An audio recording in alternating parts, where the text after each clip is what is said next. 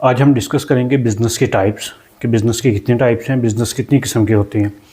सबसे पहले हम डिस्कस करते हैं सोल प्रोप्राइटरशिप। सोल प्रोप्राइटरशिप क्या होती है कि इसमें कोई एक बंदा जो है उसका बिज़नेस है और वही बिज़नेस का टोटल मालिक है। उसमें सोल प्रोप्राइटरशिप में लायबिलिटी जो है वो अनलिमिटेड होती है।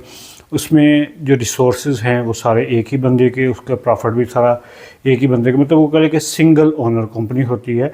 सोल प्रोप्राइटरशिप के बहुत ज़्यादा फ़ायदे भी हैं और नुकसानात भी हैं।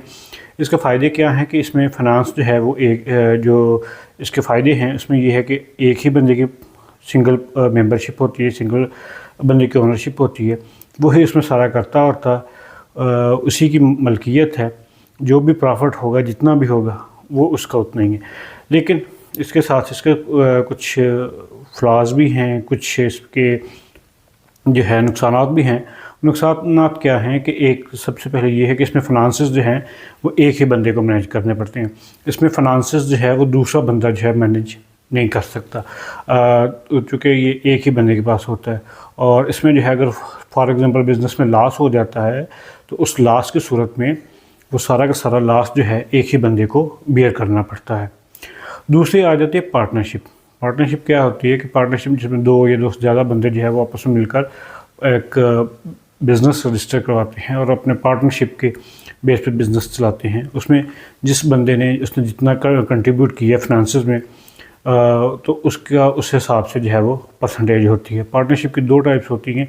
एक टाइप ये होती है कि इसमें सब जो है उन्होंने अपना फाइनेंस जो है लगाया है, अपनी इन्वेस्टमेंट की है और इन्वेस्टमेंट के हिसाब से वो अपना प्रॉफिट या लॉस जो है उसमें शेयर उसका होता है।